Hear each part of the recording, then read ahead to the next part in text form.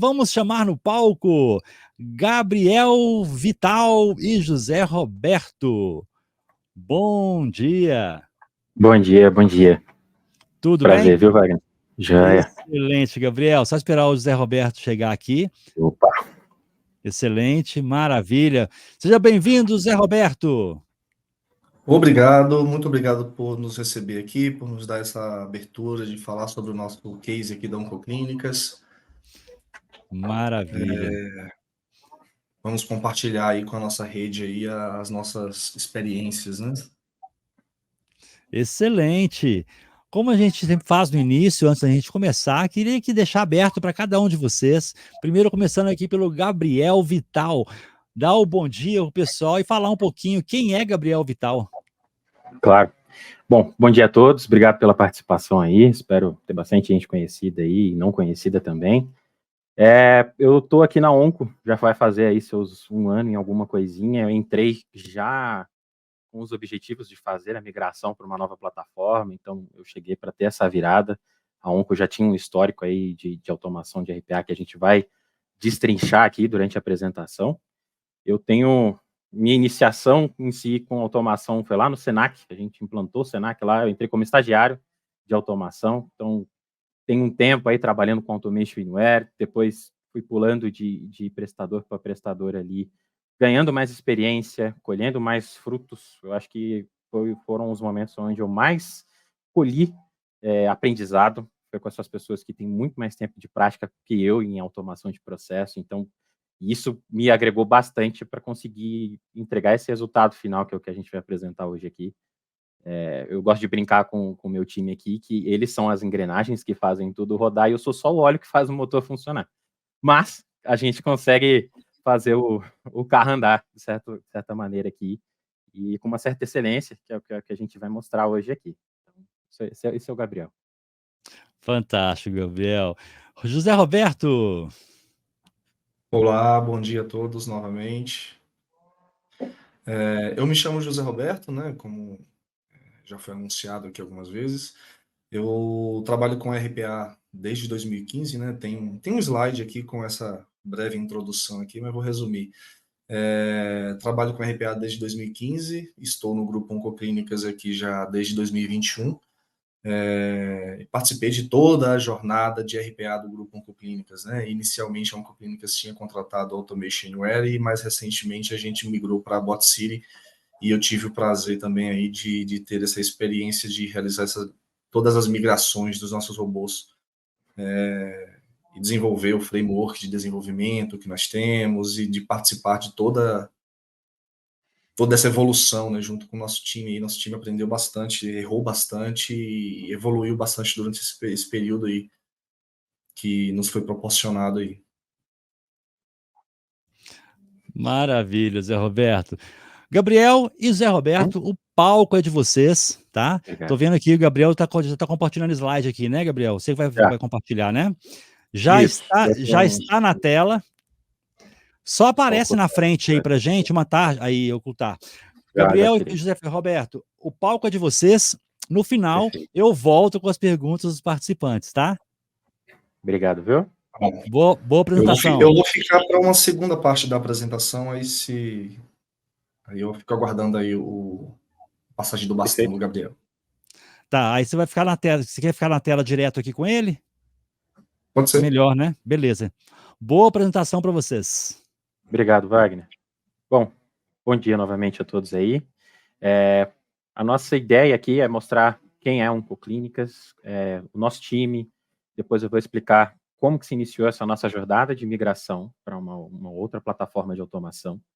Eu vou contar como é que foi a nossa trajetória mês a mês, quais foram as evoluções, os pontos mais importantes onde a gente mais desenvolveu o nosso aprendizado, de certa maneira, e também como a gente descobriu qual que era a melhor maneira de lidar com o nosso projeto RPA. E eu acho que é importante ressaltar que uma boa gestão de um RPA junto com uma boa parte técnica que é o que faz o sucesso do projeto. E aí, tentar demonstrar isso aqui de uma maneira bem mais explícita e íntegra aqui para vocês, contando a nossa experiência aí que acabou ocorrendo durante mais de um ano aí que a gente iniciou essa migração, tá bom? E aí, Oncoclínicas, né? A nossa Oncoclínicas aqui foi fundada pelo oncologista Bruno Ferrari em 2010, da de Belo Horizonte. Ao longo desses anos, ele acumulou aí grandes conquistas no tratamento do câncer e hoje é considerado um dos maiores e mais respeitados grupos de oncologia, tá? Tanto na oncologia, hematologia, radioterapia da América Latina inteira. Então, a Onco, eu tenho o prazer de estar aqui há mais de um ano.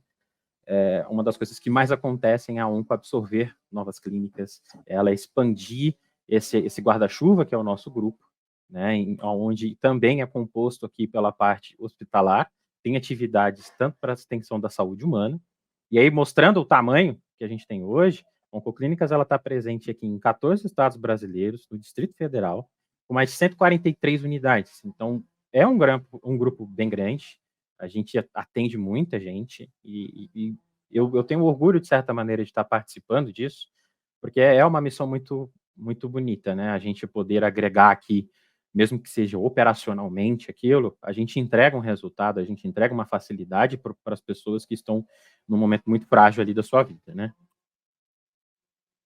O grupo conta com diversos parceiros hospitalares e laboratórios de medicina de precisão, atua em toda a linha de cuidado oncológico, com mais de 2.700 médicos especialistas e 7.000 colaboradores, realizando aproximadamente 615 mil tratamentos nos últimos 12 meses. É um projeto bem grande, e isso é um número estimado, obviamente, que tende a crescer a cada clínica que o grupo compra junto conosco. Para alcançar a excelência em toda a nossa linha de cuidados, contamos com um corpo clínico altamente qualificado, com equipes multidisciplinares que incluem enfermagem, farmácia, nutrição, psicologia, estomatologia, entre outros, e com profissionais capacitados comprometidos em acolher o paciente e seus familiares com integridade, proximidade e responsabilidade. E, como eu comentei, as pessoas podem estar num momento muito frágil ali de sua vida, e um processo sem impedimento de um tratamento de um paciente num momento tão frágil é tão inconcebível isso, e a nossa missão é tentar tornar o processo do dia a dia o mais otimizado possível. E essa é uma missão muito bacana de estar trabalhando. Com isso, passar para o time que está realizando esse desenvolvimento. Então, começando por mim aqui, tá? Eu estou como analista de sistemas aqui interno na Onco, mas com as reviravoltas que houve aí nesse um ano e alguns meses, eu entrei em novembro de 2022 aqui. Hoje eu estou como o Product Owner aqui do RPA, e eu faço todo o trabalho de captação de novas automações internamente aqui no grupo da operação da Oncoclínicas para todas as clínicas. Eu faço o mapeamento das automações, eu faço o planejamento da nossa sprint, eu faço bastante coisa no sentido gerencial, tentar priorizar backlog e deixar a sprint do dev o mais tranquila possível, tá? E meu background de desenvolvedor é RPA, então alguns desses pontos aqui são bem facilitados, porque eu consigo, por exemplo, montar uma documentação muito mais otimizada para o dev por conta da minha experiência e saber o que o desenvolvedor vai precisar. Então, esse meu background com a minha tarefa atual e, graças a Deus, a minha desenvoltura com a comunicação, eu consigo entregar um trabalho muito bom. Temos o Zé Roberto. E aí, Zé, por favor, se apresente aí da maneira que tu preferir, por favor. Então, como eu tinha falado no início, né, eu trabalho com RPA desde 2015. Eu iniciei a minha jornada no mundo do RPA desenvolvendo macros de Excel, né, lá na Accenture, em 2015. E aí a gente foi evoluindo isso com o passar do tempo, né, e fomos fazendo várias migrações, como eu já tinha falado, né, já migramos de VBA para Automation Anywhere, migramos outros robôs para Automate, migramos outros robôs para Python, e assim foi. E fui desenvolvendo meus skills até que a Oncoclínicas aí me convidou para fazer parte do grupo técnico, e estamos aí desde 2021, né? Então, de forma bem resumida, bem objetiva, esse é meu background aqui de desenvolvimento. Obrigado. O Zé é bem modesto, mas ele é um cara tecnicamente excelente, viu, pessoal? O cara é show de bola. E aí, quanto ao nosso time, que eu acho que é importante dar palco para essa galera que está lá no dia a dia sofrendo, desenvolvendo linha a linha, a gente tem o Renan. O Renan, eu tive o prazer de trabalhar com ele no Senac. O Renan, ele é um dev muito esforçado, Ele é um cara, assim como o time inteiro aqui, como a gente tinha comentado no início, a nossa plataforma na época era Automation Anywhere.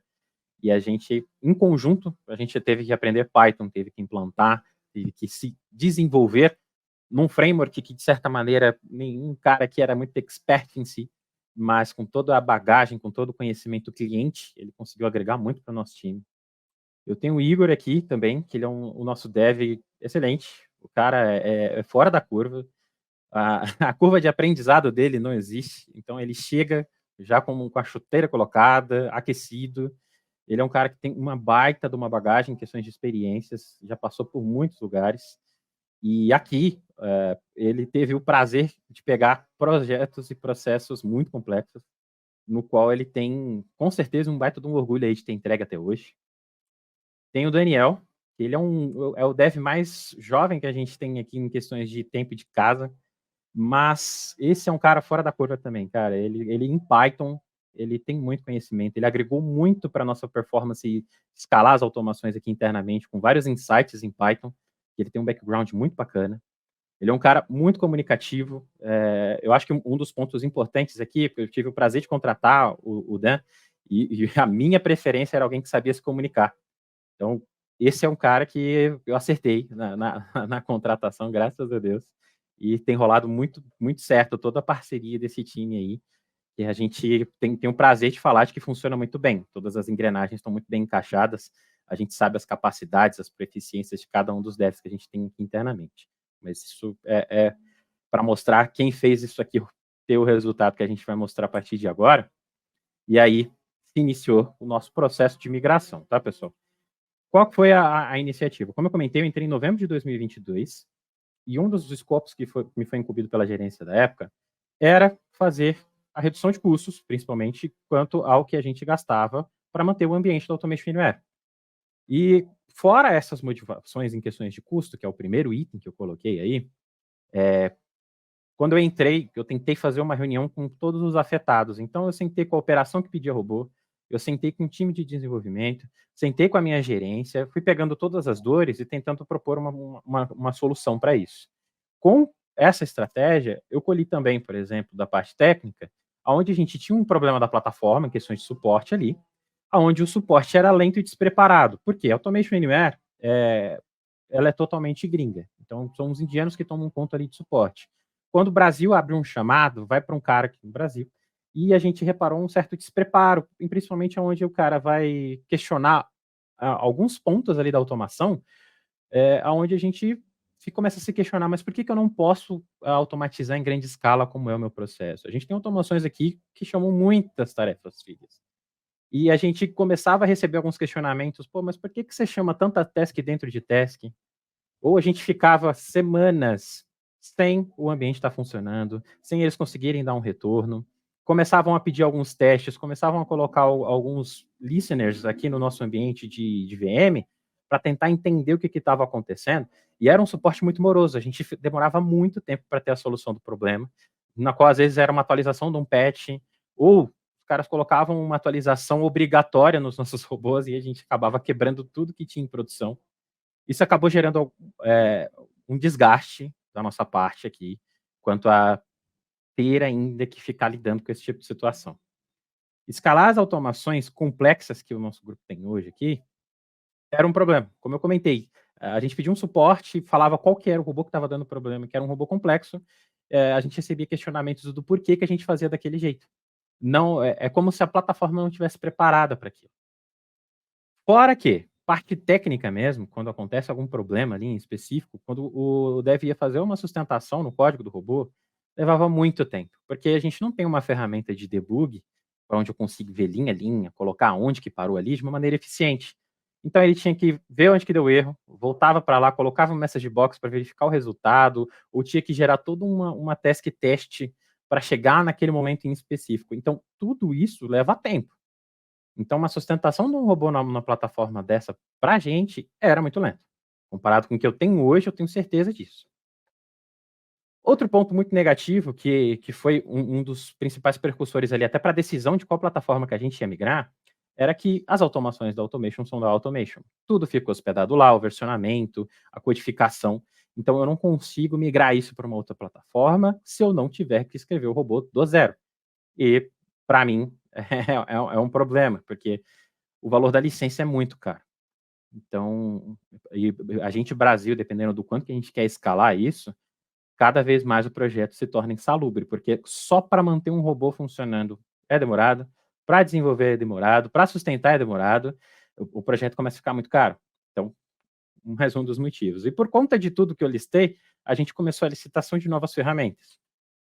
E aí, de novembro a janeiro, eu participei de reuniões com potenciais ferramentas aqui, e eu coloquei aqui as minhas considerações e os motivos de qual eu pessoalmente aqui não segui com elas, tá?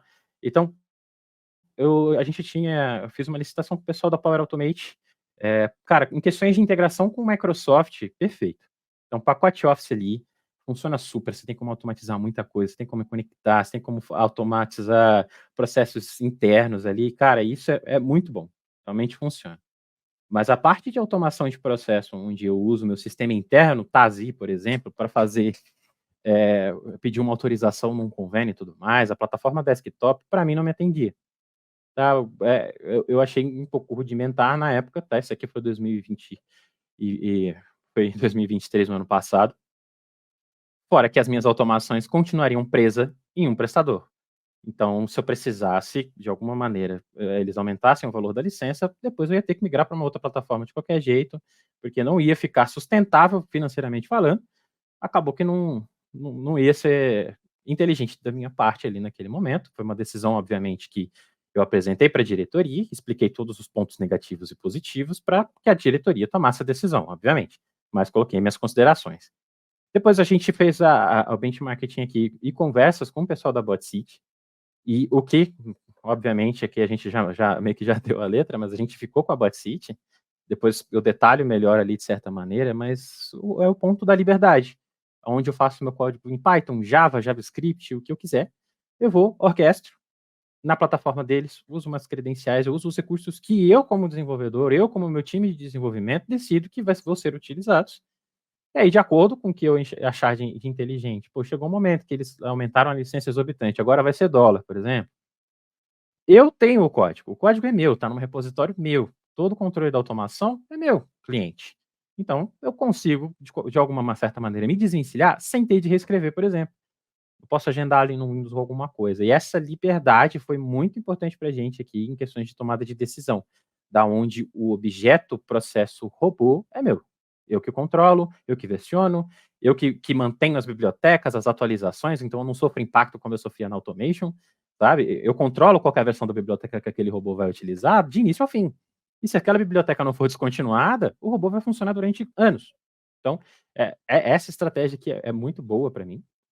Eu fiz a licitação também com essa Rocketbot, e ela basicamente também era uma plataforma de automação muito parecida com a Automation, tinha tudo que eu precisava, menos a questão do código, porque também era local na plataforma. Então, todo o desenvolvimento, tudo era dentro de um software deles, e eu entrava na mesma situação, da onde eu tinha que passar esse código para uma outra ferramenta, caso a licença ficasse muito cara futuramente.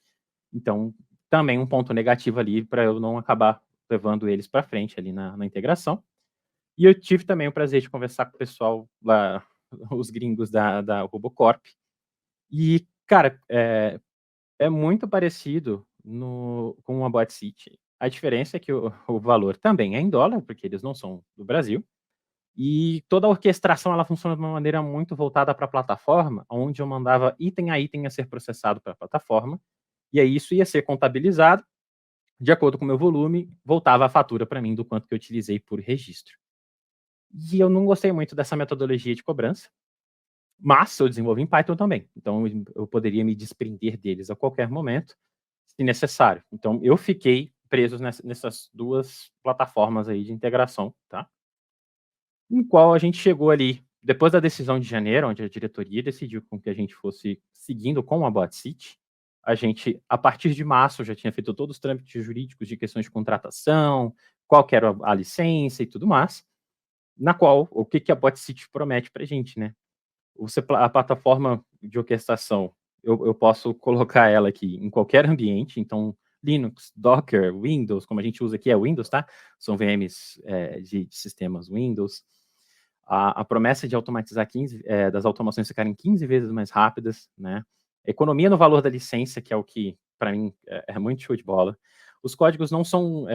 os códigos são nossos, né? Eu não dependo da plataforma. Eu mando um pacotinho para eles com o meu robozinho, com as bibliotecas, com requirements, e aí, aquele é executado localmente na VM, eles fazem o trâmite da orquestração, que é perfeito, tá? Não temos problema com isso.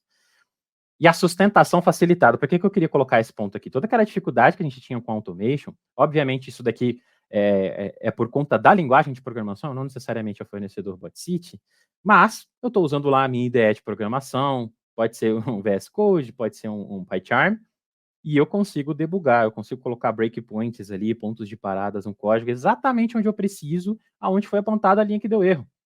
Então, para fazer a sustentação dos nossos robôs aqui, está muito mais otimizado. É instantâneo. Pega a versão atualizada do código, vejo qual foi a linha, boa breakpoint, simula ali os inputs de entrada para simular o caso em específico. É rápido a sustentação. A gente não tem essa dificuldade. Desse lado também, em março, então de janeiro a março ali, a gente sabendo disso, eu também comecei a fazer o planejamento das minhas migrações. Então, na época, a gente tinha cerca de 27 automações no ambiente da Automation, tá? E organizamos o nosso time, porque a proposta ela foi aceita mediante a gente não parar a fila do que estava previsto a ser desenvolvido. Então, eu tive que segregar meu time aqui a ponto de novos desenvolvimentos a partir de março com a plataforma já eram desenvolvidos na nova plataforma. Não desenvolvi nada em Automation a partir de março e eu tinha que fazer essa minha migração. Qual que era a minha situação em questões de migração, tá? A minha licença ela renova em agosto. Todo agosto, anualmente, ali, ela renova. A nossa ideia era tentar fazer o máximo de migrações até agosto para tentar diminuir o nosso volume de licença. E a priorização do que a gente ia migrar, ela foi pensada num ponto que eu acho muito bacana, que é o que foi o nosso resultado mais positivo. A gente tentou migrar os robôs mais simples que tem mais robôs. Então, por exemplo, por que eu falo isso? Eu peguei um robô simples que usa o TASI, que é o nosso sistema médico aqui, e dentro desse desenvolvimento aqui, o nosso Tech Lead ele já criou o quê? O nosso OncoPackages, que é um pacote OncoClínicas com cada funçãozinha que a gente usa de um sistema específico nosso cliente aqui. E aí, a gente fez esse primeiro desenvolvimento aqui, então tudo que dava para ser reaproveitado numa próxima automação que também usa o TASI, eu já não desenvolvi em seguida. Então, eu entregava um primeiro robô rapidamente, já tinha um template de coisa pronta, o meu próximo desenvolvimento era acelerado e isso se tornou uma bola de neve, porque tudo que dá para ser compartilhado já é atualizado no OncoPackage diariamente. Então, e essa foi a nossa estratégia. Vamos tentar migrar, mas vamos tentar migrar de maneira eficiente. Vamos pegar um simples que a gente entrega rápido, mas ele também me ajuda nos próximos, e vamos desenvolver os complexos a partir daqui para diminuir o volume de licença futuramente. Essa foi a ideia. E em abril, né, de março, concluindo ali, em abril, a gente começou a coletar os primeiros resultados do primeiro robô simples que a gente tinha, tá? E aí aqui eu tenho uma situação onde na Automation Anywhere, o processo, que era uma automação simples, que foi a primeira que a gente migrou, ele demorava 31 segundos em média por item. Tinha um volume bem expressivo, tá? Esse robô tem um volume muito, muito grande de atividades a serem feitas, mas é simples o passo a passo. Então ele tem muita coisa para fazer, mas é rápido. Na Automation ele demorava 31 segundos, o que eu acho consideravelmente rápido, se a gente for colocar aqui do que a plataforma consegue fornecer para a gente. Quando a gente fez a migração desse cara para Python, hoje ele roda em 8 segundos. Fiz uma regrinha de 3, foi 75% de aumento na performance, e o que é melhor ainda, a gente não otimizou o processo. O passo a passo, a query para pegar quais são os itens a serem processados é a mesma coisa, a gente só migrou de uma plataforma para outra. Já tivemos esse aumento de performance, e o Python é muito mais rápido. E aí, por que é mais rápido? A Automation Anywhere, ela tem um interpretador, né? Então, quando você executa, não sei, acredito que devem ter pessoas mais técnicas aqui, mas ele gera uma engrenagemzinha ali, um executável, que interpreta o site, que clica, que faz aquilo, e aquilo é um pacote da própria plataforma, que aí ele tem o tempo dele para desenvolver, tem o tempo dele para executar as atividades. Com o Python, eu uso a própria página HTML para clicar. para fazer os comandos, para fazer as iterações, junto com o pacote da BotCity de cliques e tudo mais que já vem com a gente. E aí isso torna o passo a passo em tela ridiculamente mais rápido. Por quê? A gente faz o desenvolvimento lá, vou falar, pô, preciso clicar no campo aqui. Esse campo existe? Existe, ele já clica. E isso, em questões de sistema, é instantâneo, porque assim que o objeto HTML existe, é feito aquele processamento. Ele não depende de uma engrenagem ou uma engine tá fazendo isso. Então, todas as automações aqui, a gente teve um aumento de performance muito parecido com isso, cara. Então, já era rápido. Quando você automatiza, já é rápido. Quando você automatiza em Python, ele é 15 vezes mais rápido praticamente. Então, assim, é muito bom. Funciona super bem pra gente. E aí, em agosto, que era a nossa renovação de licenças, a gente tinha na época, tá, no nosso ambiente, 15 licenças unattended bot, que era da Automation Anywhere. Com as migrações de março até agosto, a gente conseguiu migrar ali cerca de 6 automações. E aí, como eu comentei, fez a mais simples, beleza, a gente pegou os robôs que tinham mais volumes, que eram os mais complexos, e focou na migração desses caras ali, e a gente conseguiu reduzir para 5 licenças. Então, eu não precisei renovar 10 licenças.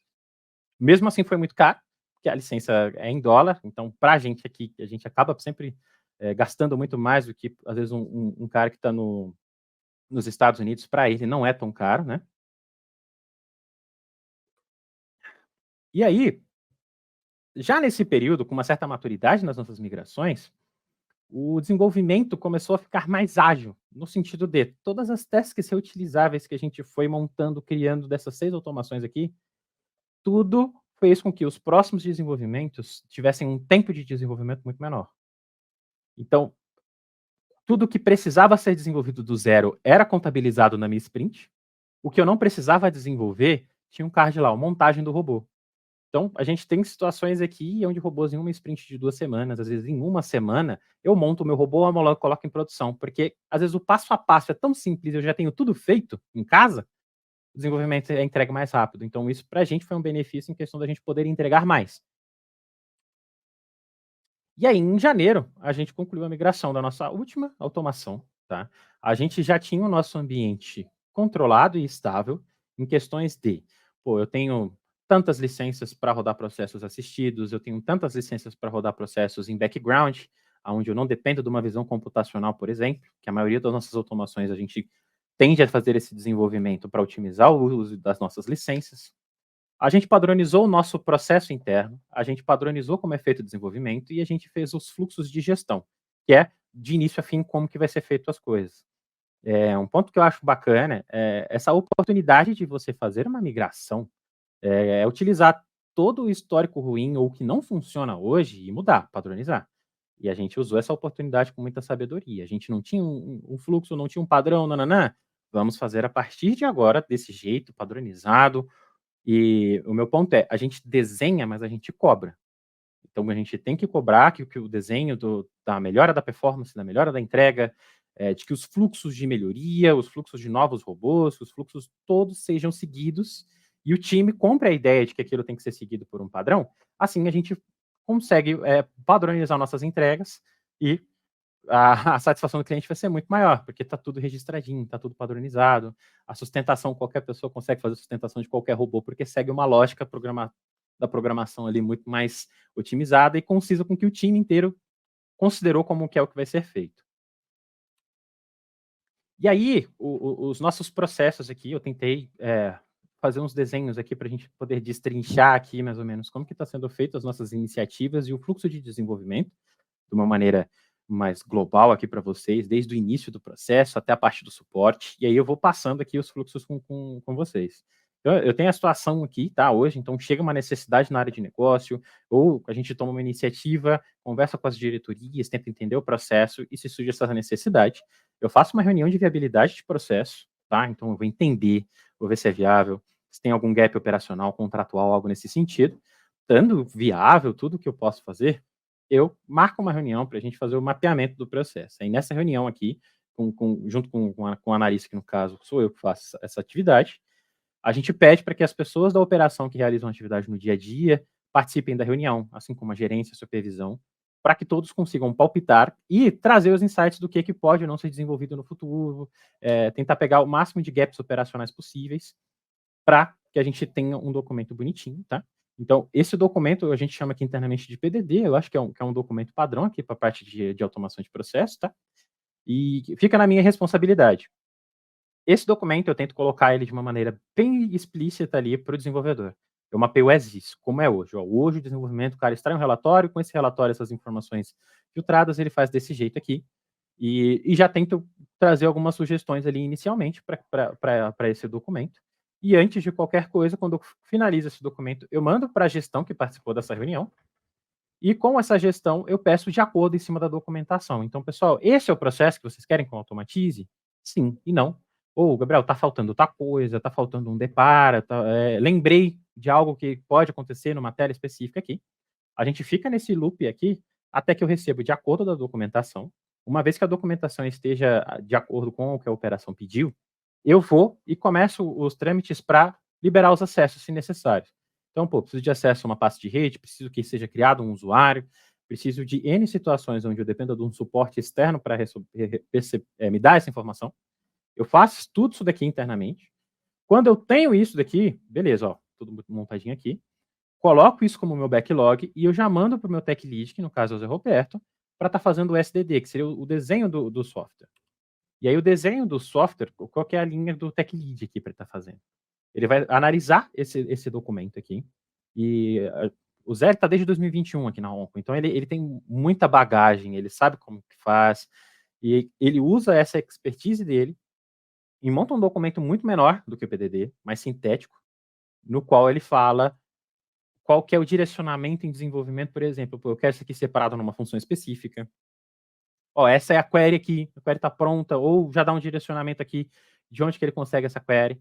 Então ele monta um guia de como que ele espera que seja o resultado do robô, tá? E aí esse guia, obviamente, ele não é marcado em pedra, o desenvolvedor ele vai ter a sua expertise, ele vai trazer umas novas bibliotecas, o que ele precisar, mas baseada nas ambas documentações. Então, quando for chegar para o desenvolvedor esse processo, ele tem o vídeo de mim, junto com a operação, passando o processo de ponto a ponto. Ele vai ter o PDD, ele vai ter o SDD, ele vai ter todos os acessos. Então, não chega com impedimento para ele. E eu, como desenvolvedor, eu queria que, na minha época, fosse feito assim, porque eu sempre questionava, minha fala era sempre assim, o meu trabalho está bem feito, o quem fez antes tem que estar melhor que o meu. Então, quando chega isso aqui para o desenvolvedor, se ele não tem nenhum impedimento, tem um documento prontinho, tem todos os acessos, o trabalho dele é só desenvolver. Não é de responsabilidade dele pedir acesso, o processo ficar moroso, sem entregue, nem nada nesse sentido. Dentro também do trabalho ali na hora de montar o SDD, já é montado ali a lista do que precisa ser desenvolvido e a estimativa de tempo para cada item ali. Então, eles entram ali num consenso de que, bom, atividade para fazer tal tarefa vai demorar tantos dias, tantos minutos, assim por diante, que é utilizado depois na hora do meu planejamento, para eu conseguir alocar esses cards na sprint dos meninos.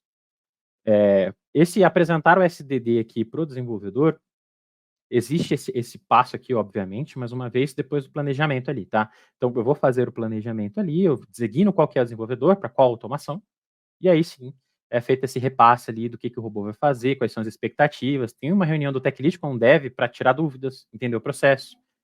Qualquer questionamento é sanado ali para que seja iniciado o desenvolvimento.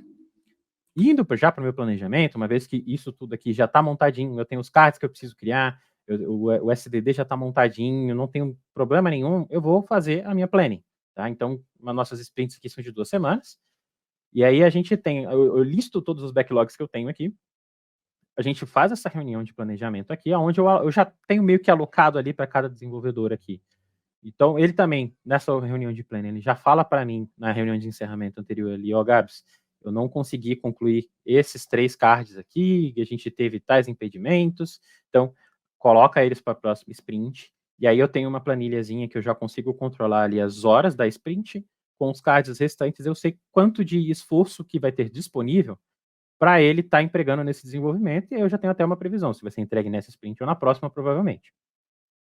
Dentro também desse planejamento, que eu acho importante aqui, que é o nosso fluxo posterior ali na hora de monitoramento, o trabalho do desenvolvedor aqui, a gente tenta fazer um trabalho um pouco mais preventivo, no qual diariamente eu separo ali 2 horas da sprint de cada desenvolvedor, para eles estarem olhando os dashboards de acompanhamento de execução das automações, com a intenção de tentar fazer alguma sustentação, tentar se antever e não aguardar a operação nos pontuar. Isso não é muito comum, normalmente o robô é da operação, toma que o filho é teu, e aí a gente só recebe o problema, e a ideia de tentar fazer isso de maneira preventiva vem funcionando muito. Então os meninos logo no começo do dia já começam a trocar informações, aconteceu tal situação que pode ser para todos os robôs, eu estou com um ambiente de file server aqui parado, tive uma situação ontem, dá uma olhada no robô de vocês aqui, porque pode estar acontecendo com o de todo mundo. Às vezes é uma biblioteca compartilhada e um clique dela parou de funcionar. Então já tem ali também o trabalho de contatar o Tech Lead para ele estar atualizando o OncoPackage e fazer as devidas tratativas, tá? Nessa linha, né, com todo esse planejamento e esse monitoramento prévio, a gente tem um time que funciona muito bem, tá? Feito o planejamento, a gente startando a sprint, entra o fluxo de desenvolvimento da automação, tá? Então, ele junto com o Tech Lead faz aquele entendimento do SDD, análise das documentações, então PDD, SDD, vai usando aquilo como guia para o seu desenvolvimento. E a gente colocou um rito que não é tão usual, no qual o desenvolvedor e quem pediu o robô, então a operação, quem faz o passo a passo no dia a dia, que mapeou comigo, diariamente tem uma reuniãozinha de 15, 30 minutos ali, para o dev falar, pessoal, fiz isso, estou nesse passo, já entreguei tanta coisa, se a área quiser pode ver como é que tá. O desenvolvedor está com uma dúvida ali que eu não peguei, o Tech Lead não pegou, a operação não pegou e na tela apareceu um pop-up. E todo mundo esqueceu que existia. Então, nessas dailies, esses gaps ali, durante o desenvolvimento e os testes que vão sendo feitos dia a dia do desenvolvimento, a gente consegue sanar alguns gaps operacionais que talvez a gente só pegaria na homologação. E eu falo isso com propriedade porque antigamente a gente não fazia daily. A gente desenvolvia, chegava na homologação, o pessoal lembrava de um monte de coisa, e aí você, teoricamente, com o robô entregue, voltava ele para desenvolvimento. Dentro desse fluxo aqui, quando o Tech Lead faz as separações de cada entrega, então cada cardzinho, né, que precisa ser criado e tem a estimativa de tempo que vai ser levado, cada card desse dentro do fluxo de desenvolvimento aqui, antes de ser dado como concluído, ele é passado para o Tech Lead fazer a code review, tá?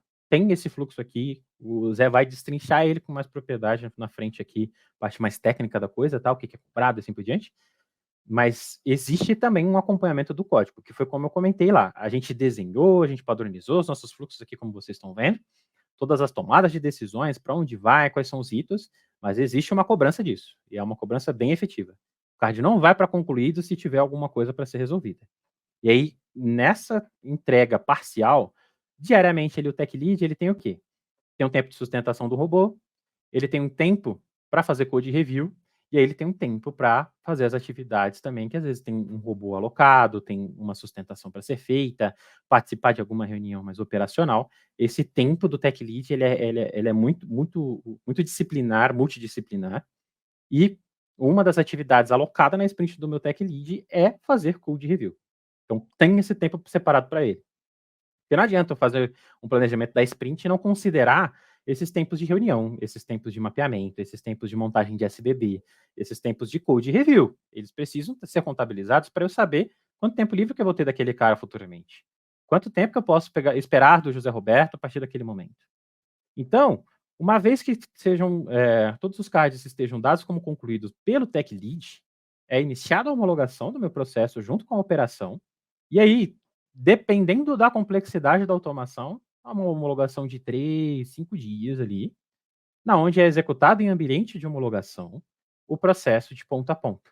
Então, pegar gap operacional, nessa hora do pessoal vendo o robô rodando de início ao fim, pode sim surgir melhorias, pode sim surgir cenários onde não foram apresentados em momento nenhum durante o mapeamento, isso é comum, a gente espera que isso aconteça, é por isso que a gente separa um período ali de homologação para, fiz uma homologação de 1 hora hoje aqui, todo o restante do meu tempo aqui eu vou dedicar para estar fazendo o ajuste do que ocorreu ontem e vou entregar amanhã, isso já para a gente concluir a homologação. Então, isso é feito. A gente tem um documento, tá? Onde cada tarefa lá que estava especificada para criar é listada. E aí, dentro desse documento, eu peço evidências da parte do desenvolvedor para ele colocar um print, para ele falar uma query, para ele mostrar ali aonde que aquilo foi feito. Para provar de que eu precisava fazer uma validação em tela. Fez essa validação em tela, e aí ele me fornece esses artifícios num documento, que eu mando por e-mail depois para a operação falando, foi homologado, pegue aqui o documento de testes, me dá o de acordo para ir para a produção assistida. Isso é importante porque a gente tenta sempre falar a mesma língua. Então, isso foi o que você pediu, isso foi o que eu desenvolvi, eu testei, você está de acordo? Eu gosto disso, eu prefiro ter esse passo um pouco mais ali, que seja amoroso, mas para mim funciona.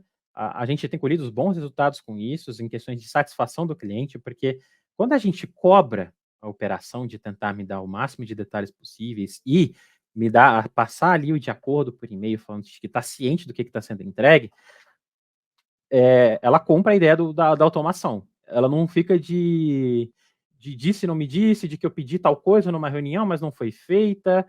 Então, quando eu tenho documentado, estruturado a participação ativa da operação, desde o fluxo de desenvolvimento até a homologação do processo, as nossas produções assistidas, elas tendem a ser rápidas, tá? E como que é feita a produção assistida pós tudo isso que eu falei para vocês aqui?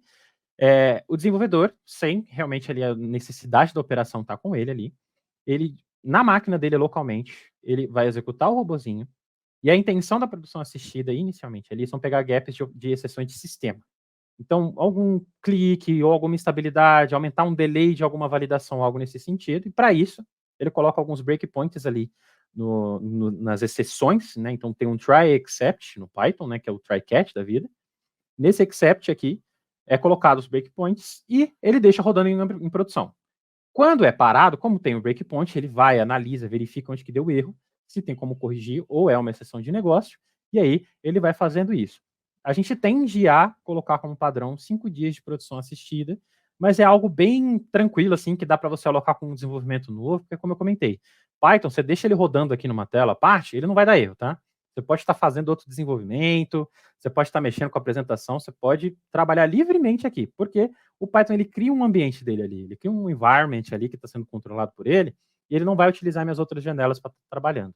Tá? Então, isso se torna positivo, porque quando eu sei que tem algo em produção assistida, eu já posso colocar um desenvolvimento para o dev, e o nosso fluxo segue sem muito problema.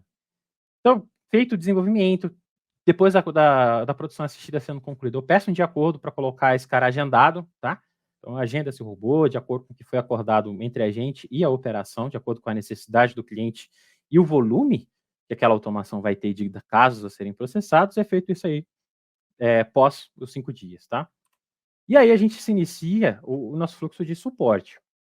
O que a gente tenta fazer nesse fluxo de suporte, como eu comentei, a gente tenta ser um pouco mais proativos no sentido de vamos fazer esse monitoramento, beleza, o robô é da operação, eu entendo isso, mas vamos analisar os logs dia a dia, vamos ver como é que tá, se teve uma exceção, por exemplo, ontem feriado, hoje, ontem ninguém olhou os robôs, vamos ver se deu muito erro, se não deu, já vamos apontar para a operação o que pode ser, às vezes o site só estava fora, mas assim, essa maneira proativa da gente estar acompanhando o robô, é muito positivo. A operação enxerga isso de maneira positiva. Era um problema quando eu cheguei. A gestão na época falou que Gabriel precisava de um acompanhamento preventivo e tudo mais.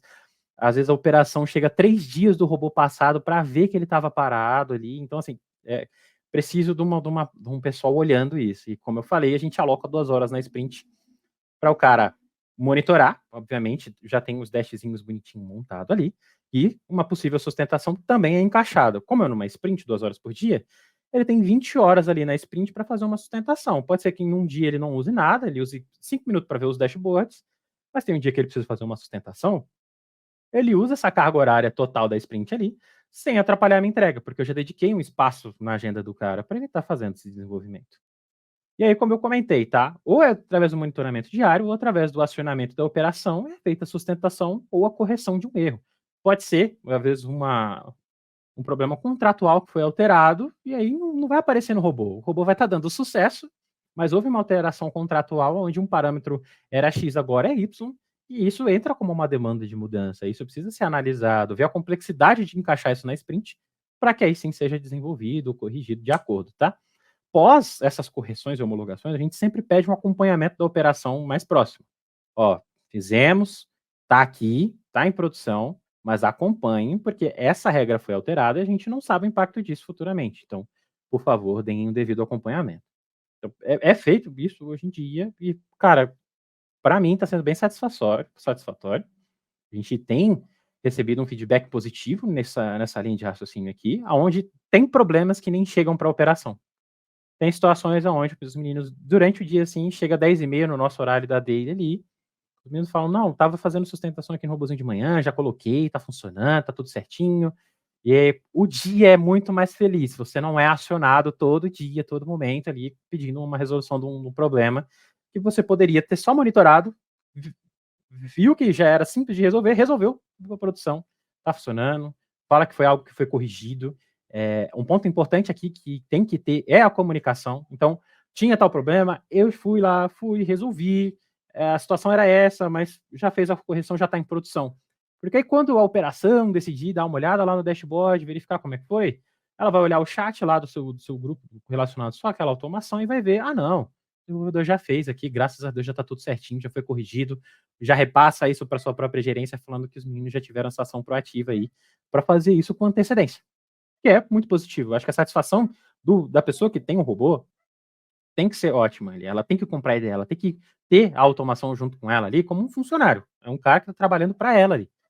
Então, e isso torna o nosso dia a dia muito positivo aqui, tá? Eu queria trazer aqui para vocês também a parte de resultados 2023, que para mim foi muito positiva, tá, pessoal? Então, eu fiz uma extração aqui, a gente tem um dashboard aqui que tem todos os registros de execução. Então, dá para ver que são 2.574.000 itens aí, por média, executado em 2023 inteiro. Mais de 9.420 horas de execução.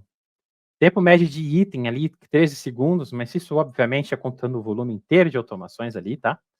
E eu tinha colocado 25, a gente passou para 21, porque teve processos que, assim como as automações, ela tem um tempo de vida, eu tenho automações onde elas estavam vinculadas a uma dor naquele momento por conta de não ter uma integração.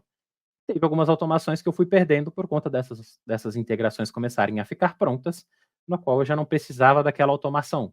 Então, teve os robôzinhos ali que eu nem precisei migrar, porque o sistema já fazia a integração que estava planejada ou que estava na automação. E aí, né, a nossa média mensal de FTE era 85, foi somando isso aí mês a mês, num total do ano ali, foi mais de 1.026 de FTE.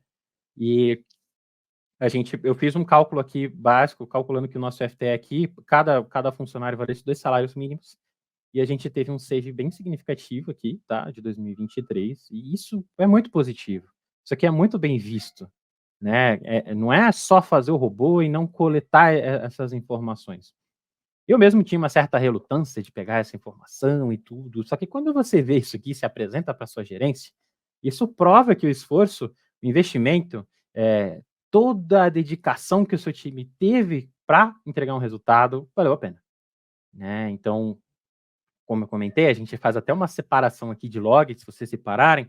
Então, a gente tem 3 tipos de log. Então, sucesso é quando o passo a passo foi executado como esperado. Exceção de negócio, o que eu gosto de deixar claro aqui, é um erro mapeado. Então, por exemplo, eu vou pegar N informações do paciente ali, mas no cadastro dele estava faltando o CPF ou a carteirinha do convênio. Aí eu falo, exceção de negócio aqui, para eu funcionar, eu precisava que a carteirinha tivesse preenchida previamente pela recepcionista que fez o atendimento. É uma exceção de negócio, eu não posso colocar como falha do meu robô. Então, quando é uma exceção de negócio, eu nem considero como erro. Eu falo, isso aqui, tinha que ter vindo preparado para mim, não funcionou, não tinha essa informação. E aí a gente segrega realmente o que é um erro ou o que é uma falha operacional. E aí eu tenho aí sim a minha seção de sistema, que realmente é quando o site caiu, mudou o endereço do campo, ou o layout da página inteira muda da noite para o dia, isso é corriqueiro, acontece. E aí sim é considerado uma exceção de sistema. Não consegui me conectar com o meu banco de dados, perdi o acesso ao meu file server. Tudo isso aqui é uma exceção de sistema. O sistema não estava funcionando. Então, o meu robozinho aqui tem aqui a sua proeficiência aqui, 74% de sucessos, mais 24% de exceção de negócio que ele poderia ter processado com sucesso. Esse aqui é o meu aproveitamento. Em questões de exceção de sistema em si, por conta desse fluxo bem implementado que a gente tem, code review, tudo bonitinho, é 2% comparado ao volume total. Então, a gente está com um ambiente muito maduro, como eu comentei. Está muito bonitinho, está muito bacana. E a gente colhe os frutos aí de satisfação do cliente dia a dia. Agora, eu vou passar a palavra para o Zé, vai passar para uma parte mais técnica, que eu acho que também, às vezes, o cara acabou de pensar numa migração e tudo, quais são as dificuldades, como que você vai fazer uma code review, cobrar isso. Ele vai dar uma introdução nesse sentido, para a gente pensar nos pontos fortes, que é o que a gente tem hoje, fazer meu monitoramento, fazer minha code review, o que eu cobro, o que eu não cobro, como que vai ser o padrão. Então, de acordo com a sagacidade e a expertise que o Zé tem, ele vai fazer essa apresentação aí para vocês, voltado mais para uma parte técnica ali, que é às vezes a dificuldade. Eu sei também que muitas vezes as vendas das outras plataformas, por exemplo, mas isso aí, a operação pode fazer o desenvolvimento e tal, mas a gente sabe que às vezes aí na operação do dia a dia, todos os desenvolvedores são desenvolvedores. Todo mundo fez análise, desenvolvimento, ciência da computação, tem uma linguagem de programação de background. E essa estruturação, você ter pessoas dedicadas para essa tarefa para fazer a sua torre de RPA funcionar, é muito importante. E o padrão e a excelência do nosso código se deve a gente ter um tech lead cobrando isso ativamente. Como eu falei, eu posso ter vários desenhos bonitinhos aqui, mas se ninguém cobra um e-mail, se ninguém cobra uma code review, o processo continua sendo falho. Cada um faz do seu jeito e às vezes nem é o jeito mais correto, às vezes o mais eficiente. E aí ter essa figura de responsabilidade aqui internamente, para mim é muito positivo, a gente escolhe frutos incríveis aqui e agradeço a Deus por ter o Zé aí na nossa vida, no dia a dia. E aí eu acho que o Zé ele vai querer compartilhar da tela dele para a apresentação ser um pouco mais fluida. Eu vou parar meu compartilhamento aqui, tá? E aí, Zé, por favor. Acho que eu já estou compartilhando já. Por exemplo, só compartilhar a tela.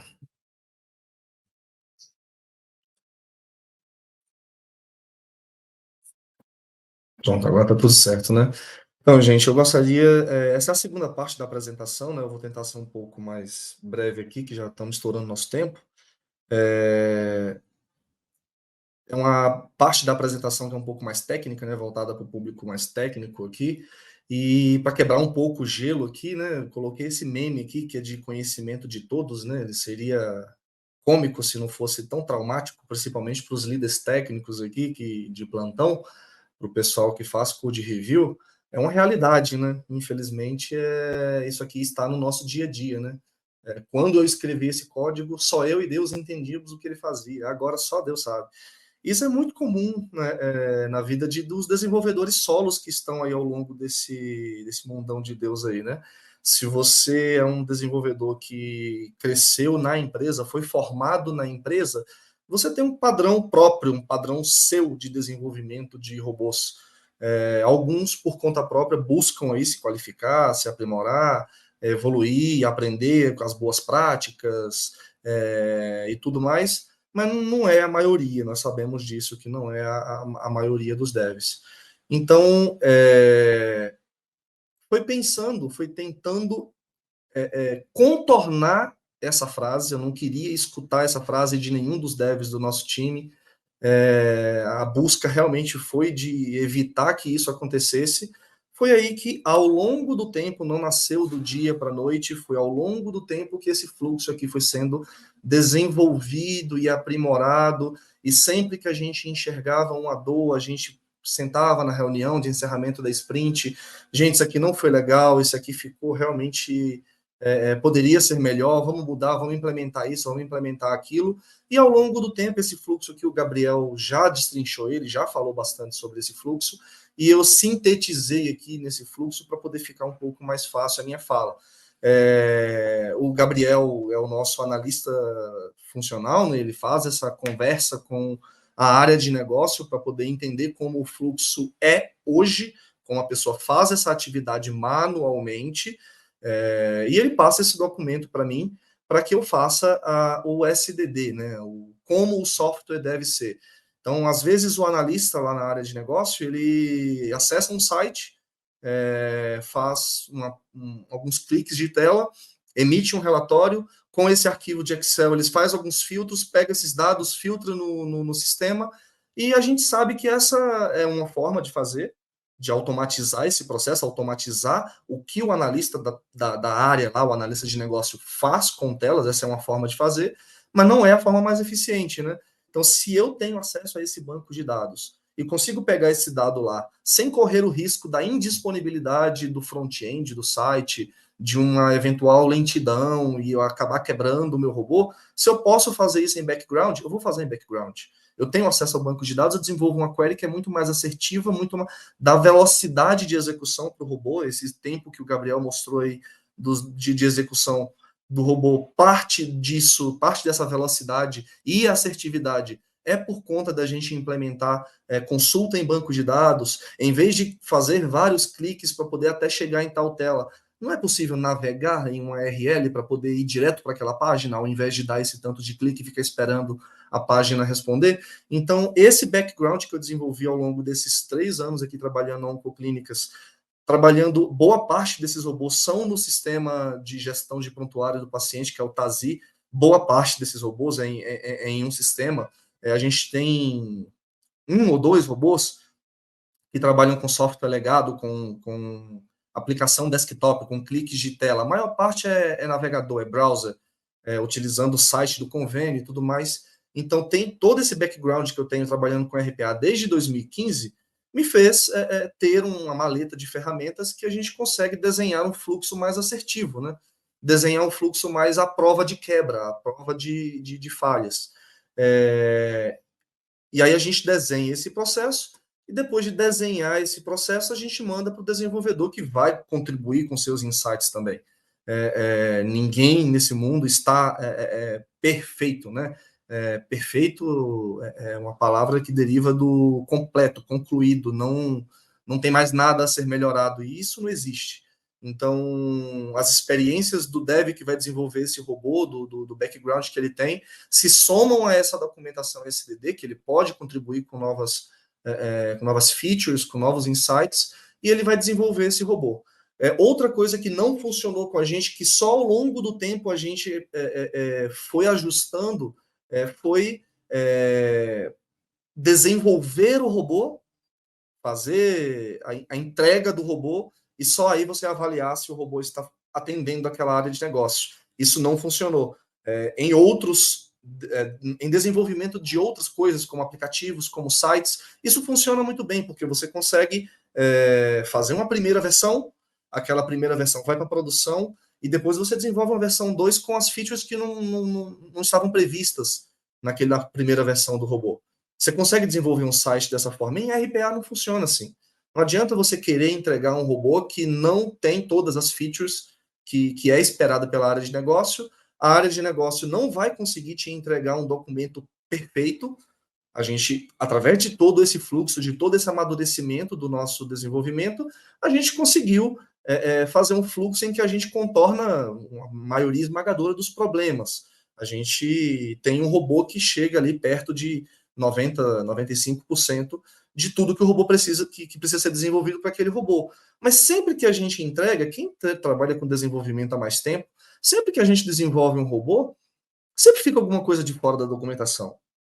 Então, aqui nós implementamos na nossa rotina de desenvolvimento do robô, essa daily que o Gabriel mencionou, para poder apresentar ao analista de negócio o que a gente já desenvolveu, quais são as validações que o robô está fazendo naquela micro etapa. Isso aqui não é o desenvolvimento do robô como um todo. Ele é fracionado, como o Gabriel falou, e ele é colocado essas micro etapas no Kanban daquele desenvolvedor. Ele desenvolve, por exemplo, o login no sistema X. Desenvolveu o login no sistema X, ele vai validar primeiro com a área de negócio se aquele login está correto. É só um exemplo, tá, gente? Não precisa validar login.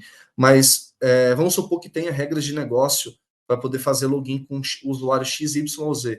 Valida aquilo com a área de negócio. Depois de validado com a área de negócio, está correto, aí ele submete ao code review. Outra coisa que também não funcionou com a gente, desenvolver todo o robô e só no final do desenvolvimento fazer o code review. Isso não funcionou, porque às vezes alguma coisa precisa ser melhorada para poder dar mais eficiência, dar mais assertividade no robô. Isso mexe com toda a estrutura do robô, toda a estrutura de código do robô. E se você mexe com toda a estrutura de código do robô, você precisa fazer uma homologação novamente.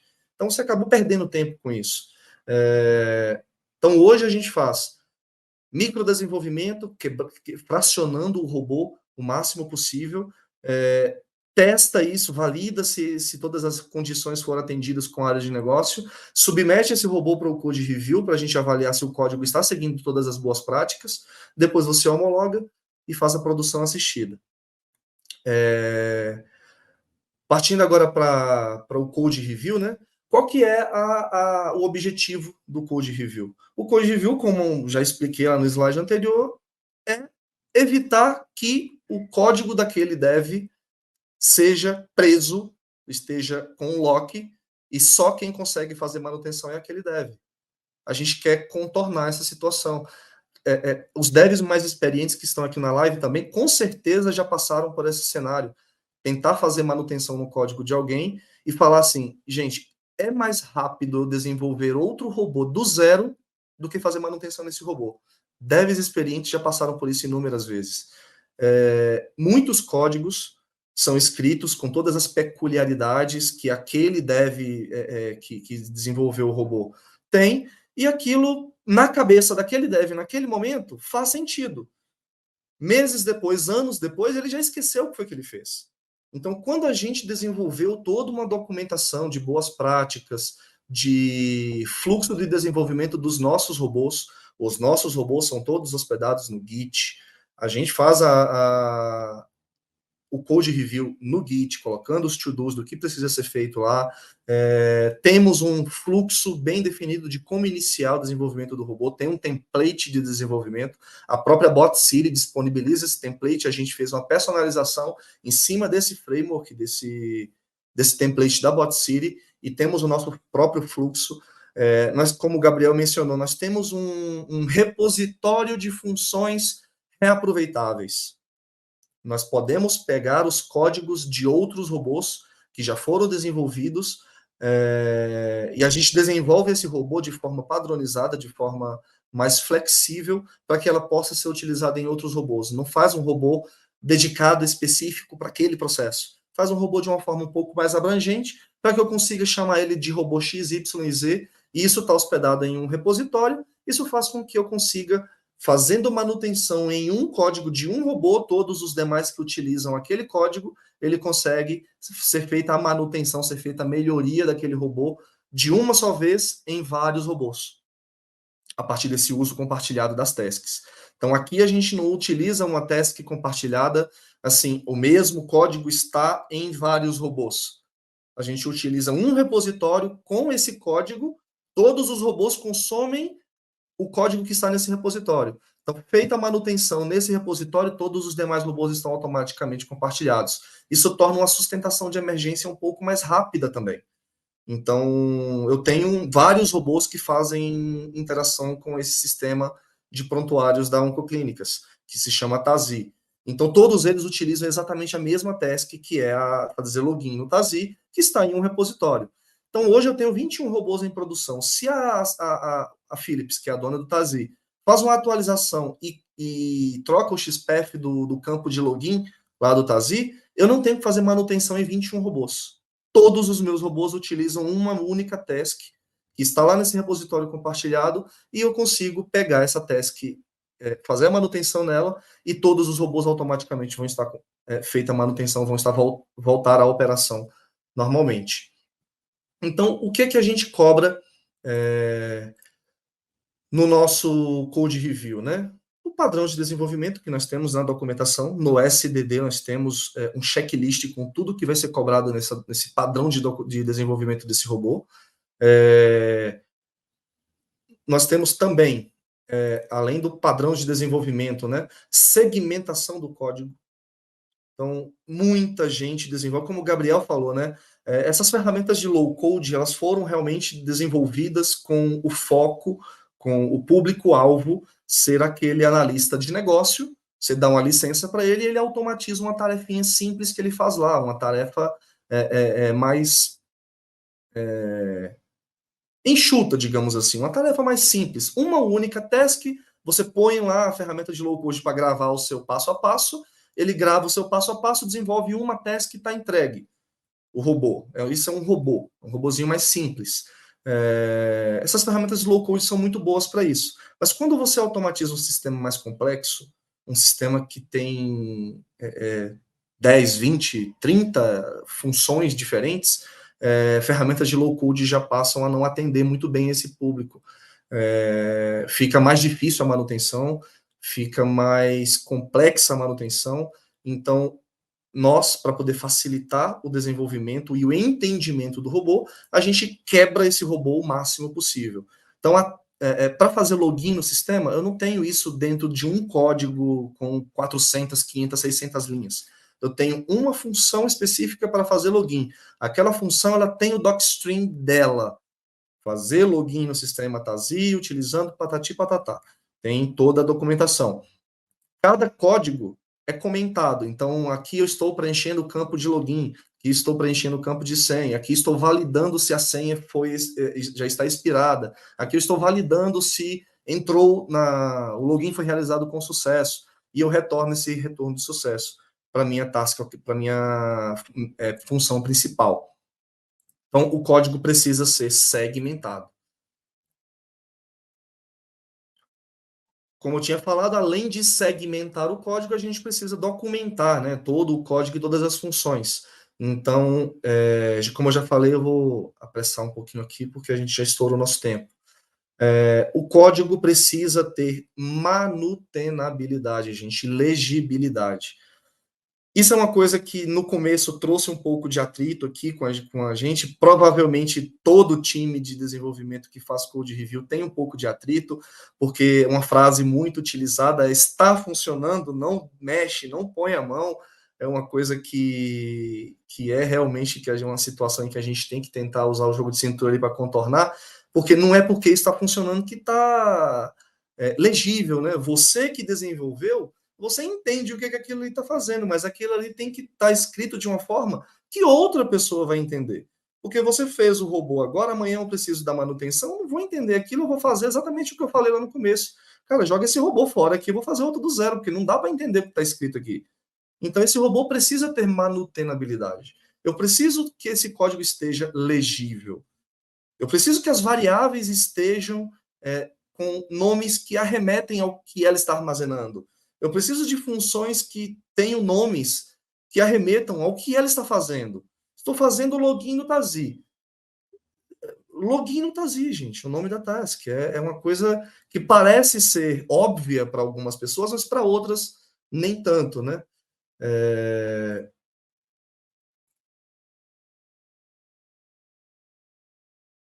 O robô também é outra coisa que o principal argumento utilizado contra isso aqui tá funcionando, não põe a mão, deixa assim. Eficiência e desempenho. Gente, velocidade de execução do robô é muito importante. É muito importante. O robô, ele tem um custo daquilo ali. Além do custo do desenvolvimento, você tem um custo no longo prazo. Você tem um custo de máquina virtual que está lá. Você tem um consumo de dado. Você tem aquela máquina poderia estar executando 10 robôs, está executando apenas um robô porque você colocou um wait fixo lá de 20 segundos. Você deu um clique e colocou um delay lá no robô fixo de 1 minuto, aguardando a próxima tela, porque o site demora para carregar. Não, gente, não coloca um wait fixo, coloca uma validação de quando a tela completou o carregamento. Então, precisa ter um pensamento voltado para o desempenho do robô, sim, para a velocidade de execução, para a facilidade com que você vai dar manutenção, desenvolver um XPF fácil de entender o que é aquele clique ali quando você estiver fazendo um robô que trabalha com browser, né?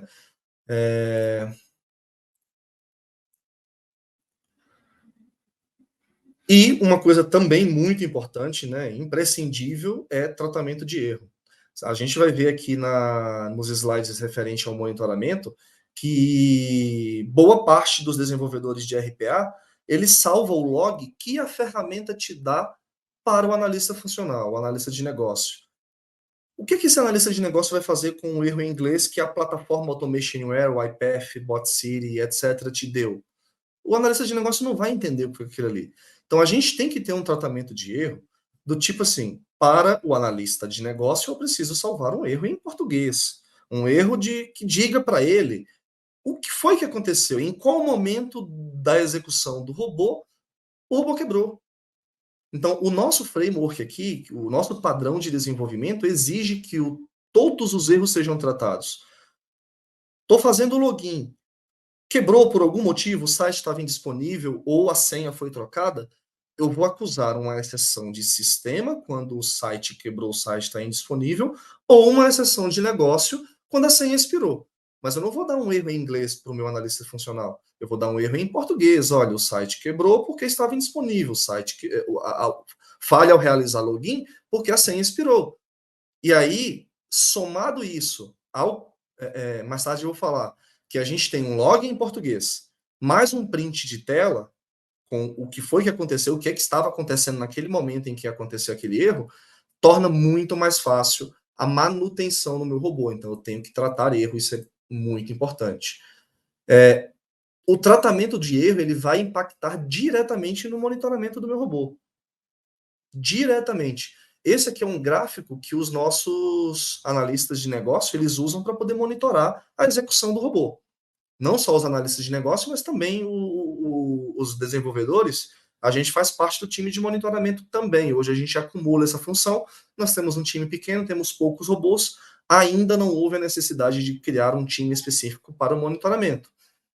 Talvez no futuro. Hoje o próprio dev que fez o robô, ele fica encarregado de analisar principalmente o quê? Volume de logs. Então, nesse caso aqui, eu tenho um número alto de falhas ao realizar a alteração do estágio da autorização. Então, cabe ao analista de negócio nos reportar esse erro aqui. Mas caso ele, por algum motivo, não olhou o dashboard hoje, vai ser feito um double check pelo analista, pelo desenvolvedor, e ele vai verificar, olha, está com um número alto aqui desse log. Eu vou fazer o quê? Vou analisar, vou ver aqui o que está acontecendo, se é por conta de alguma instabilidade do site, se é alguma exceção de negócio, se é alguma regra de negócio que a gente deixou passar. Mas o analista de negócio, ele tem acesso a qual foi o item que foi processado, qual foi o log de execução, qual foi se deu sucesso, se deu falha, que horas que ele começou, que horas que ele finalizou aquela execução, e vários outros logs está disponível aqui num dashboard para ele consultar a qualquer hora e ver todo o histórico de execução daquele robô desde o início da sua vida útil. Está tudo disponível via dashboard para ele poder fazer essa análise.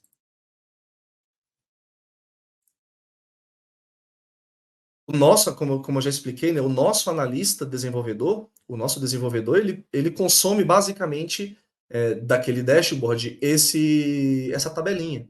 É uma tabelinha que vai possibilitar para ele uma muito fácil visualização de se tem alguma coisa com problema. O esperado é que esse número de execução aqui com sucesso seja infinitamente maior do que todos os demais juntos. Esse é o esperado. Então, às vezes, você bate o olho aqui e esse número está com um número muito grande de exceção de negócio ou de exceção de sistema. Então, ao ver isso, imediatamente você já consegue deduzir que tem alguma coisa errada e você precisa fazer essa análise do que foi que aconteceu. Então, o analista, com base nesse log de execução, né, ele consegue fazer o quê? O nosso robô, ele está lá na execução, durante a execução do robô, ao aparecer qualquer cenário diferente do fluxo idealizado, né, do caminho feliz do robô, ele vai salvar uma exceção. O que é que o nosso robô faz? Isso aqui é mais na parte do código, tá, gente? É mais o desenvolvimento do robô lá em Python que a gente tem hoje. É o nosso framework de desenvolvimento. O nosso padrão de desenvolvimento de robôs exige que a gente faça isso e isso é cobrado durante o code review. O robô, ele tem o caminho feliz, que está dentro do try, e dentro do except, sempre vou salvar o log da ferramenta, o log do Python, da Automationware, do YPath, que é em inglês, que vai me retornar qual foi o número da linha em que quebrou, que vai me retornar um log em inglês, que vai me retornar qual foi o robô, em que momento que deu erro, por causa de quê? Eu vou salvar esse log, eu vou executar uma procedure e vou salvar esse log com os dados de execução do robô no banco de dados. Essa procedure vai me retornar a chave primária daquela tabela. A chave primária daquela tabela eu vou usar para poder salvar um print e salvar o log, o print de tela daquele erro na rede. o analista de negócio consegue ver esse print e o desenvolvedor consegue ver esse print. Então, depois eu vou salvar lá no meu fluxo principal o log tratado, não o log em inglês da ferramenta, o log tratado já em português, que é o log de execução. Então, eu tenho 2 logs, o log de erro do robô e o log de execução daquela atividade. O log de execução é em português e o log em inglês são os detalhes do erro da ferramenta, da plataforma. Com base em todas essas informações, eu tenho uma análise de erro muito assertiva. A gente consegue fazer manutenção, sustentação nos nossos processos numa velocidade nunca antes vista, gente. Em nenhuma das empresas quando eu trabalhei, a gente conseguiu fazer sustentação com uma velocidade tão grande, graças a essa padronização no desenvolvimento dos robôs. Todos os robôs seguem a mesma linha de raciocínio, todos os robôs têm um tratamento de erro, todos os robôs têm log de execução e log de erro, e print de tela com o log, com o código que arremete a uma linha lá no banco de dados, a chave primária, a tabela do banco de dados, onde eu sei qual foi a função que deu erro, qual foi o RPA que deu erro, em que horas que isso aconteceu, tem um print de tela, tem um log da ferramenta. Então, de base de todo esse insumo para eu fazer manutenção, eu dou um tiro de snipe. Eu coloco o breakpoint, como o Gabriel falou, lá naquele ponto específico e vejo por que deu erro. Então, como o Gabriel falou também, um outro ponto, é que a gente ficou tão decepcionado com o fato da gente perder todos os nossos robôs que estavam na Automation Anywhere,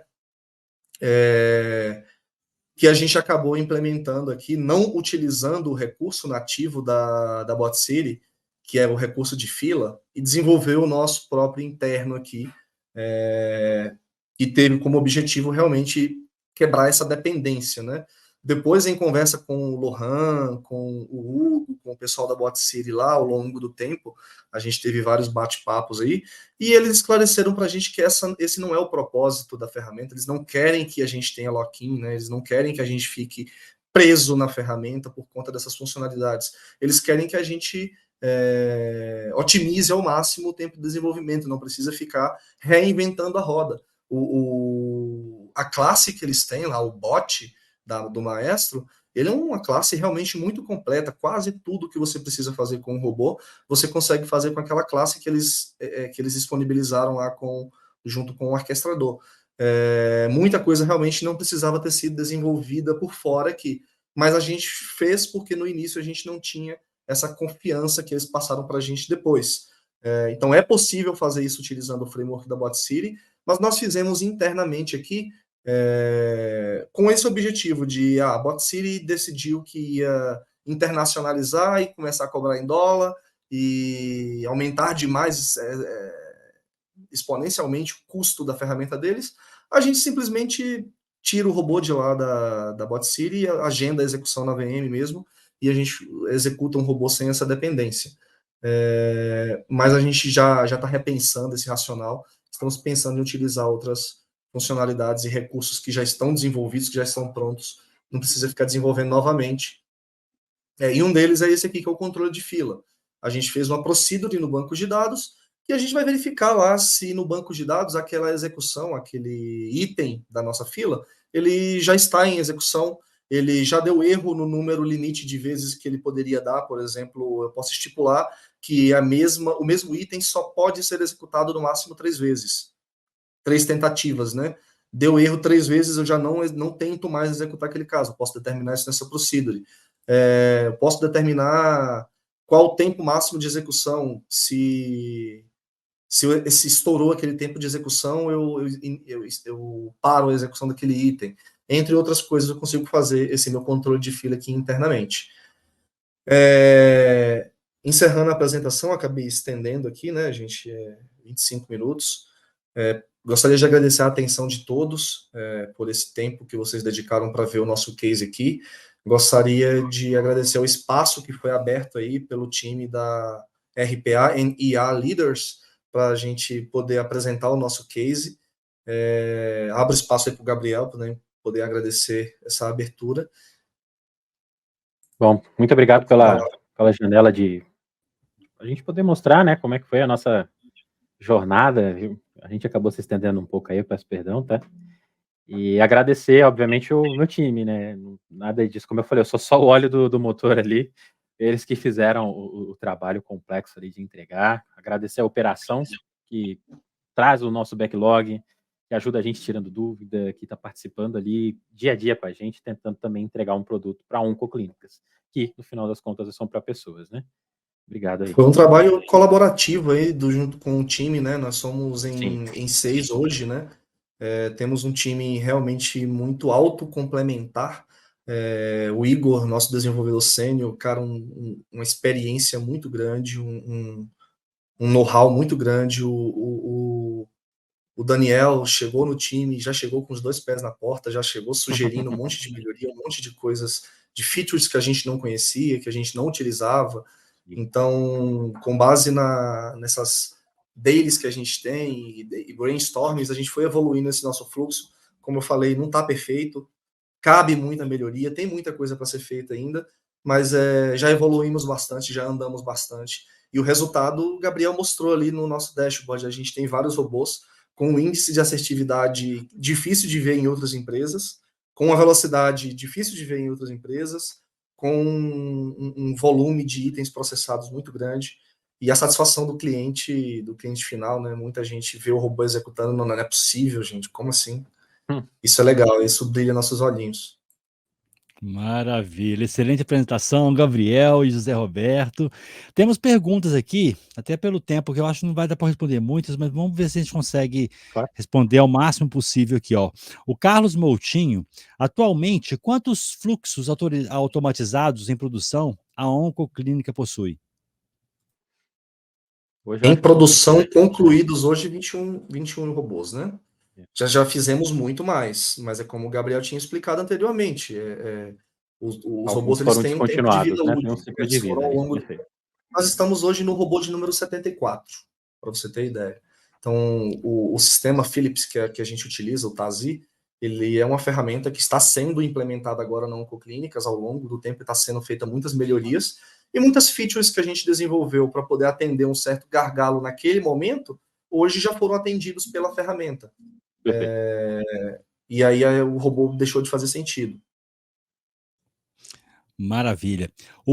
A Lohane, quanto tempo, em média, levou a migração dos robôs de uma plataforma para outra? Cada robô varia, né? Cada robô varia, né? Tem a sua complexidade. O nosso robô mais complexo de todos, que é o robô de autorizações, esse é um robô que solicita um caso de sucesso nosso. Galera, quem puder ir lá no LinkedIn e ver, a gente compartilhou recentemente o case dele. É um robô, um caso de sucesso maravilhoso, um robô super complexo, com diversos fluxos. Ele demorou 2 meses para ser desenvolvido. E temos robôs que, devido a essas tasks reaproveitáveis que a gente tem, Gabriel já ilustrou isso aqui na apresentação. Nós temos o nosso repositório de funções compartilhadas, né? Que o desenvolvimento consiste basicamente em montar um quebra-cabecinha. Você pega uma função de login que já está pronta, você pega uma função de fazer passo X que já está pronto, monta o robô e está entregue. Em uma semaninha você consegue entregar. As variações basicamente são, se é um robô simples que eu já tenho tudo pronto, é uma semana. Se eu não tenho tudo pronto, uma sprint, que seriam 2 semanas. Agora, um desenvolvimento muito complexo varia ali de uns 2 meses ali. Como ele comentou, de autorizações é um robô muito complexo. Então, ele tende a demorar para desenvolver e até homologar também. Vamos lá, o Caio Silva, como você faz a identificação e interação com os seletores dos sistemas?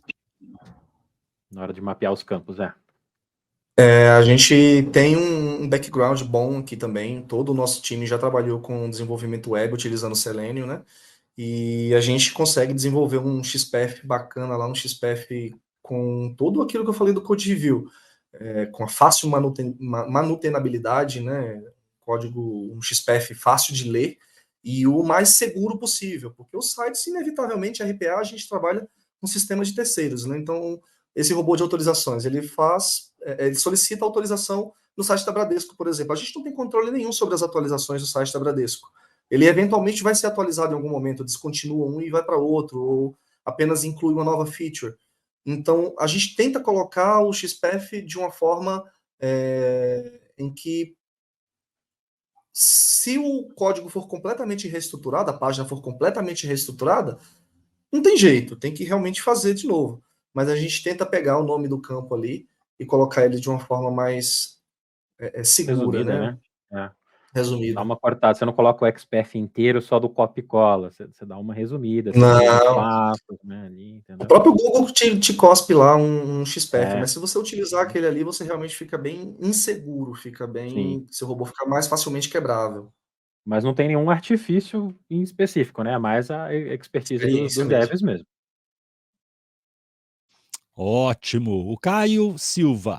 Para a aplicação desktop, como você usa o Python para fazer as interações com os elementos? É por imagem? Sim, em alguns casos é a imagem, né?